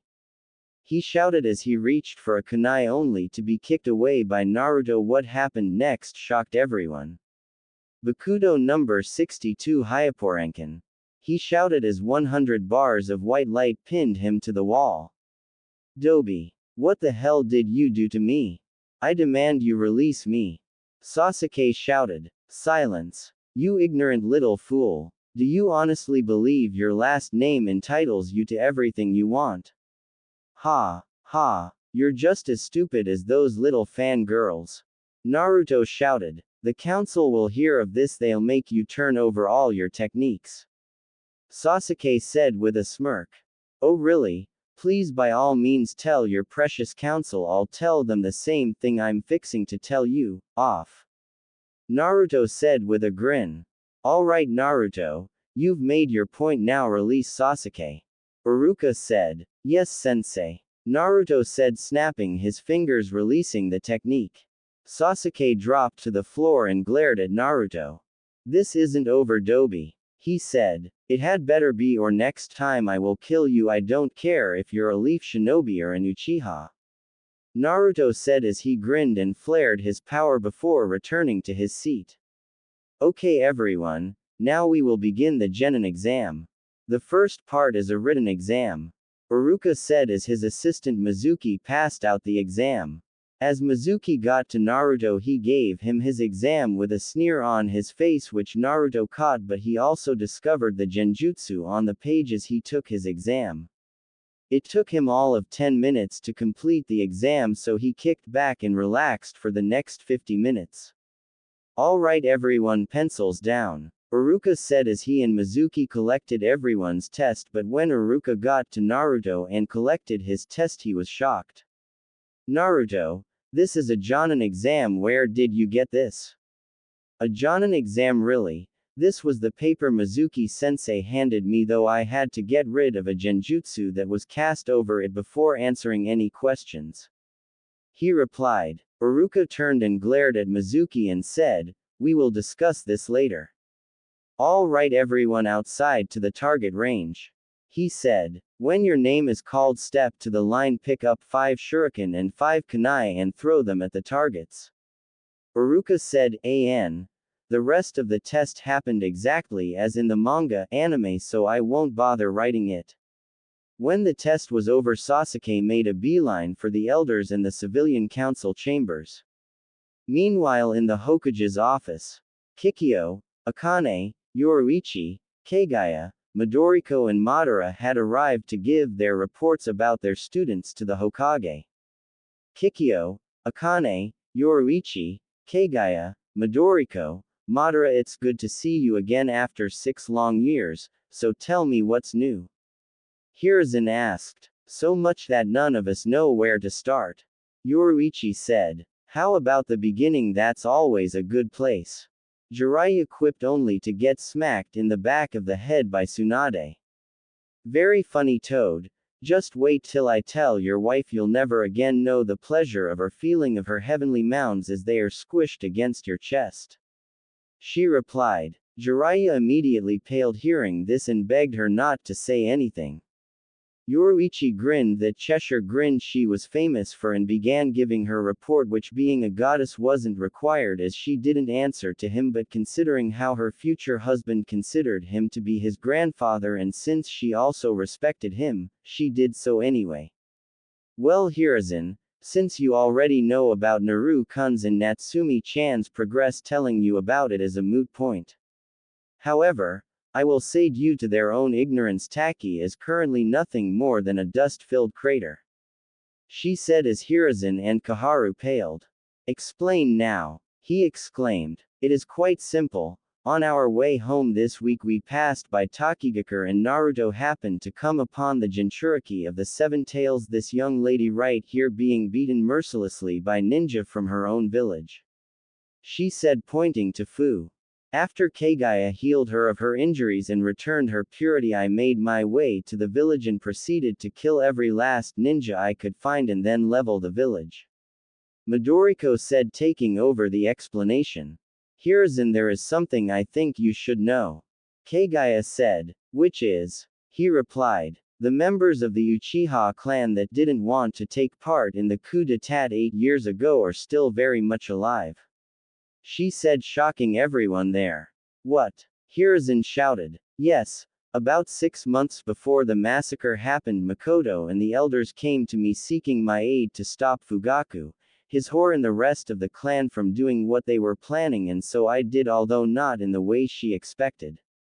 The clan had approximately 400 members in total, 325 of which were shinobi and the remaining 75 were civilian. Of those 400 members I replaced approximately 157, totaling all the civilians, and 82 Uchiha shinobi with blood clones. After that I sat back and watched while Itachi and Izumi mopped up the remaining 243 clan members. However, I harvested most of the Sharingan that were left for transplantation purposes in case needed. Even Shisui Uchiha is still alive as he used his abilities in Shunshin to get to Otsutsuki Manor before Danzo could steal both his eyes. Sadly he did get one, but that is no longer of any consequence. Kagaya said. So that many Uchiha are still alive, this is wonderful news, the council must be told. Koharu said. No need. Danzo's little spy is already on his way to tell his master. No doubt the civilians will be told of the part 1 played in this deception and be screaming for my head. She replied. You mean Danzo managed to worm his way back into my office? Well, I'll deal with him soon enough. When will the Uchiha clan return? He replied. During the Chunin exams, and you should know that Sasuke Uchiha is not the heir of the Uchiha clan, his step-brother Itachi is. Apparently, Fugaku got a wild notion in his head that if he slept with the strongest female of the cadet branch, with him being this generation's strongest recorded male of the main branch, would produce the heir he always wanted, and Sasuke was the result. Mikoto and rest of the Uchiha want nothing to do with him, and when they return, he will be disowned because of his father's actions. You know, sins of the father and all that crap. Kagaya said. One more thing, Hiruzen, from this day forth Naruto and Natsumi are the heirs of the Otsutsuki clan with all the rights and privileges therein, and henceforth I will neither permit nor tolerate the civilians or elders sticking their noses into our clan affairs. To do so will invite their annihilation, present company excepted, of course. She said, looking at Hiruzen and Koharu. Just then his office door flew open as everyone looked and saw an Anbu standing there. Hokage-sama, the council has called a meeting. He said, then disappeared in a shunshin. Good grief, this needs to stop. Tsunade, I want you, Kagaya, Kikyo, Akane, Yoruichi, Midoriko, Madara and Jiraiya to wait in the shadows in the council chamber. You will know when it's time to make yourselves known. Hiruzen said, getting up and walking to the council chamber with Koharu following close behind. On their way, Hiruzen snapped his fingers and summoned 2 Anbu. Neko, Bear, you will inform Anko, Kurenai, Hana and Yakumo Kurama that their presence is requested in the council chambers and wait for Naruto outside of the tower to make sure he arrives unobstructed. Yes, Hokage-sama, they said, leaving. So Neko, must feel good to have Naruto-kun back. Bear said, yes, it is, the first chance I get he is getting a big kiss from me. She replied. Meanwhile at Otsutsuki Manor, Naruto was laying in the grass in the backyard with three lovely young women next to him when his family returned to the touching scene and decided to leave them be. Ino was occupying his chest, Hinata had taken his right arm with her head on his shoulder and Satomi had taken his left. Naru-kun, you are being summoned. Ino said. Naruto looked at his fence and just behind it was a blank masked Anbu with the kanji for ne on the front in the center. Otsutsuki, a council meeting has been called, you will come with me. The Anbu demanded. Two things, 1, I know where the council chambers are, I don't need an escort. And 2, I don't take orders from root scum.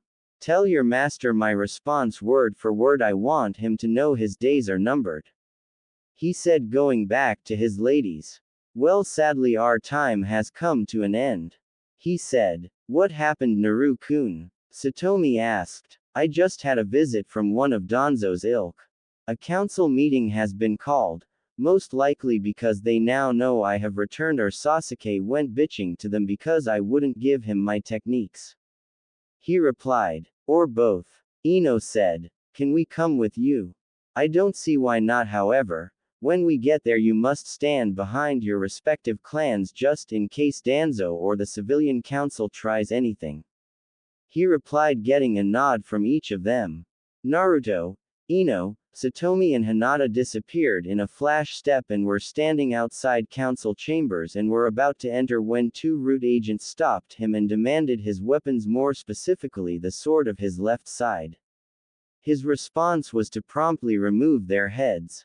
Neither one of his ladies batted an eye at the gruesome scene, as they knew all about Danzo and Root from their parents and really didn't like them at all, so to see their fiancé kill two Root agents in cold blood without hesitation was kind of a turn-on for them. Just then Naruto kicked the council chamber doors off its hinges and announced himself. What the hell do you want? Be silent, demon, we are the council, we own you and you will show us proper respect.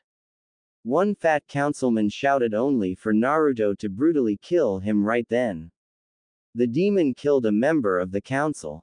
Anbu. Kill the creature before he kills us all. Another ignorant council member shouted. 10 root agents jumped out of the shadows and drew their weapons. Then, much to the shock of the grinning and greedy civilian council members, a bright flash of white light occurred and the root agents were sent through the air as after images of Naruto were seen beheading each one. Think Yoruichi's fight with Soifun during the Soul Society arc, it's the same technique. Just then Naruto appeared in front of the civilian council and immediately killed the last councilman that called him a demon and said, are you worthless bugs done wasting my time? If so, I'm going home. Actually, Naruto, we called you here for 2 reasons. 1, some people wanted to say hello to you, and 2, one Sasuke Uchiha has claimed that you stole Uchiha clan techniques from his clan library. But first, ladies, Hiruzen said. Naruto was tackled by Tsume, Hana, Yugao, Kurenai, Anko, Yakumo Kurama and Mebuki, and Rose Haruno, giving him hugs and kisses and welcoming him home. Just then the yell of a councilman rang out throughout the room. Mebuki, Rose, what is the meaning of this? Remove yourself from that thing this instance. Be quiet. You were always a fool, Arashi. There was a time that I loved you, but after the Kyuubi attacked 14 years ago you changed and shortly after started attacking Naruto-kun for no reason. It was then that Rose and I started distancing myself from you, and then I discovered that you were the one that orchestrated the mob that attacked Naruto-kun when he was 8 that almost killed him. That was when I decided that I no longer loved you and started to plan for my divorce from you. As of this moment, commoner scum, you are no longer part of the Haruno family. Mebuki said. Okawa-chan, why? Sakura asked. Sakura-chan, come here, sweetie. You see, between myself and your father, I was of noble birth and your father was a commoner. When we married, clan law dictated that when he married into our family that he shed his family name and take the Haruno name, as I was clan heir and next in line to be head, and he would be clan head in name only. In our marriage agreement there was a clause that stated that in the event of a divorce that your father was to lose his parental rights and be banished from the clan with only what brought into the marriage and nothing more. As of this moment that thing is no longer your father due to violating our most basic tenet. He took part in the neglect and physical abuse of a child, and not just any child, the son of Kagaya Otsutsuki, or as we all knew her, Kushina Uzumaki, and my godson. Sakura's redemption right here. You mean? Sakura asked with a gleam in her eye. Yes, Sakura-chan, since Naruto-kun is my godson, that makes you and Rose his god siblings. Since he is a week older than you, he is technically your older brother in all but blood. She said, knowing that Sakura was happy as she always wanted a brother, and she promptly gave Naruto a hug. The silence in the room was palpable as no one knew any of this. The shock came when the reveal of Naruto's mother came to light, as everyone knew who Kagaya Otsutsuki was. She was the mother of chakra and a goddess, making Naruto a demigod and grandson of Amaterasu, or as everyone knew her, Kami. What remained of the civilian council and the elders Danzo and Homura already had an ace in hole, or at least they thought they did, and being the greedy bastards they were, decided to bring it up. I mean, Sasuke was getting his techniques, why not take their pound of flesh as well? Alright Naruto, now that is done, we have other business. Hiruzen said. Oh right. The ignorant little crow thinks I will give him what he wants simply because of his family name. Honestly, the answer to such ludicrous demands is no. I will not give him my techniques. I will not teach him my techniques, and no, I didn't steal them, as they were always in the possession of my clan, and with my clan they will stay, and that is final. If we're done here, I'm going home. Naruto said. Just a minute, boy, you do have quite a few things that don't belong to you and we want them returned. Danzo said. Oh, and what would that be? As far as I know, everything in my possession belongs to me, so I have no idea what you could be talking about. Naruto said with a devilish smirk. I'll handle this one, Naru-kun. Kagaya said as she and Tsunade, Kikyo, Akane, Yoruichi, Midoriko, Madara and Jiraiya appeared from hiding places within the council chambers. Oh right. The ignorant little crow thinks I will give him what he wants simply because of his family name. Honestly, the answer to such ludicrous demands is no. I will not give him my techniques. I will not teach him my techniques, and no, I didn't steal them, as they were always in the possession of my clan, and with my clan they will stay, and that is final. If we're done here, I'm going home. Naruto said. Just a minute, boy, you do have quite a few things that don't belong to you and we want them returned. Danzo said. Oh, and what would that be? As far as I know, everything in my possession belongs to me, so I have no idea what you could be talking about. Naruto said with a devilish smirk. I'll handle this one, Naru-kun. Kagaya said as she and Tsunade, Kikyo, Akane, Yoruichi, Midoriko, Madara and Jiraiya appeared from hiding places within the council chambers. Present. Just what does my son have that you claim belongs to you, Danzo? Kagaya asked. Before he died, your husband made an agreement with all of us that your estate and all monetary assets would become the property of Konoha for us to do with as we please, and we have the written agreements to prove it. Danzo said with an arrogant smirk. You mean these agreements? Kagaya said, producing a sealed scroll, noting the look of shock on the Warhawk's face. Danzo, you and the rest of the idiots in this room failed to realize one very important thing. And that would be? He asked. Oh, nothing much. Just the fact that since I was and always have been the head of the Otsutsuki clan and Minato was the head only on paper, you are not entitled to anything. she said as she burned the scroll in her hand, destroying any proof of the documents the scroll contained. What have you done? One of the civilian counselors screamed. We needed that money for the civilians. Fool. Since none of you know clan laws, allow me to give you a crash course.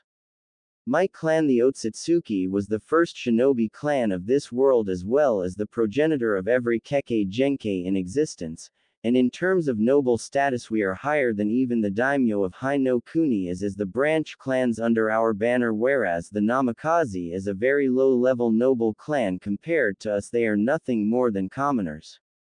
When we married, he took my name instead of me taking his, therefore making him the head of the branch family with no real authority beyond that, since the overall decisions on the direction the clan took in the present as well as the future still rested with me as the true head of the clan. When Minato made those agreements with you all, he not only challenged my rights and status as head of the clan but also that of my children as my heirs. Were he not already dead, I would kill him myself. Kagaya said. Anbu. Kill this whore. A civilian council member shouted. As three Anbu made their move, the Hokage made his and killed the offending Anbu and civilian that gave the order. Hiruzen, what is the meaning of this? You just killed your own ninja. Homura shouted. Wrong, and it's Hokage-sama to you. The ninja of this village answer to me and me alone. Any ninja that follows the orders of the civilian council is not one mine and will be killed on charges of treason just as those three were. I am Hokage, my word is law. This is a ninja village and as such it is a dictatorship, not a democracy. Is that clear, Homura? Hiruzen replied. Yes, Hokage-sama. He replied. But Hokage-sama, what about our agreements with Minato? As the agreements were not legal in the first place, they are null and void, he said. When he said this, the civilian half of the council erupted into chaos. Silence. Since Minato was not head of the main branch of the clan and just the head of the branch family, it was not legal under Konoha law for him to enter into any agreement with any of you on behalf of the clan, and the moment he did constituted as treason against the clan and against Konoha for such a gross violation of our laws. Each and every one of you knows the laws just as I do, and the moment you signed those agreements it was considered treasonous, and as such, I could have all of you executed right here. However, as I am merciful, I shall refrain. I did not, however, say that Tsunade couldn't punish you for your crimes against her. He said. Hiruzen, what crimes did we commit against Tsunade? Danzo asked. That's Hokage-sama to Danzo, but since we are on the subject, why don't I let Tsunade tell you herself? He said as everyone looked at the Slug Queen. You want to know what crimes you committed against me, do you? Well, 14 years ago on the night of October 10th, the day the Kyuubi attacked, you told me my fiancé was dead, and then for 8 long years ensured I stayed away so you could beat him to near death when you were in the mood. She yelled as everyone now understood what she was referring to. What happened next shocked everyone as no one was expecting it. She immediately flared her ki and proceeded to give them 8 years of beatings Naruto endured back 100-fold. All anyone heard was the sound of flesh hitting flesh, bones cracking and blood splattering on the floor of the council chambers. When she was done with one session, she healed them and started again. This continued for what seemed like an eternity, but in actuality only 15 minutes had passed. Feel better, Haim? Naruto asked as he wrapped his arms around her from behind. Much, was all she said as stood there enjoying the feeling of Naruto's strong arms wrapped around her. Danzo awoke after being healed for the final time and glared at Kagaya, which she caught. Yes, Danzo, you look like you have something to say, she said, already knowing what he was thinking. Danzo looked at her with a smirk and said, why don't you tell everyone your part in the Uchiha massacre, as you are just as guilty as Itachi and Izumi for the events of that night? She looked at the Hokage and said, see, I told you he was listening. The Hokage and Kaharu just gave a mirthful chuckle, all the while shaking their heads. Danzo, you must mean the fact that I saved 157 members of the Uchiha clan and moved them outside the village and watched while Itachi and his sister Izumi disposed of the rest. Or the fact that they will be returning during the Chunin exams, or possibly the fact that Mikoto Uchiha, the current head of the Uchiha clan, is planning on disowning Sasuke because her bastard husband cheated on her with an Uchiha branch family whore. Tell me, Danzo, is that what you wanted to know? She replied. What? Sasuke-sama is our savior and you whore will be put to death for your part in this. Homura exclaimed, only to come face to face with the point of Naruto's blade. No, she won't be, and if you threaten my mother again or anyone I care about for that matter, I will kill you. Naruto said as his eyes took on an ominous red glow. Gigi, can I go now? Yes, Naruto-kun, as the meeting is over you may go, but remember you have team assignments in 1 week, don't forget. He said. I won't forget, Gigi, see you later. Naruto said as he and his ladies made a beeline for the Otsutsuki estate. 1 week later, Naruto, Natsumi and Sakura walked into the academy classroom and immediately moved to sit next to their friends, shocking the members of Sasuke's fan club when Sakura didn't acknowledge him as they were too engrossed in the events that took place after the graduation exam a week prior. Flashback. The graduation exam ended and Naruto and Natsumi were made shinobi and kunoichi of the year, which didn't set well with the resident emo. What? I'm an Uchiha, an elite, that title is mine, not some no-name loser that just showed up out of nowhere. Sasuke shouted. Yeah, same goes for me and the whore. One of Sasuke's fangirls shouted. Sorry you two, but Naruto and Natsumi just scored higher than you. Iruka said with a smirk, taking pride in Sasuke's reaction to that bit of news. Not one to take no for an answer, Sasuke got up and before anyone could stop him flashed through hand signs and said, Fire style, fireball jutsu. With the attack aimed directly at Naruto and Natsumi, Naruto had to think fast and do the one thing he had hoped he wouldn't have to do, at least in front of Sasuke. He drew his sword and said, Okiro, Benihime, Chikasumi no Tate. Awaken, Crimson Princess, Blood Mist Shield, producing a crimson energy shield that had everyone mesmerized in shock and awe. Naruto. What is that? Iruka asked. This blade is called a Zanpakuto, and this shield is a defensive technique produced by the blade that I can call upon when needed. Naruto said, dispelling the shield and sealing Benihime. What is Adobe like him doing with such a blade? Only an Uchiha should wield such power. I'll demand it from him and all his techniques so I can kill my brother and sister. Sasuke thought as he walked up to Naruto with his hand out. Something I can help you with, Uke-chan? Naruto asked with a grin. Yeah, you can give me that blade and all your techniques as they rightfully belong to an Uchiha elite like me.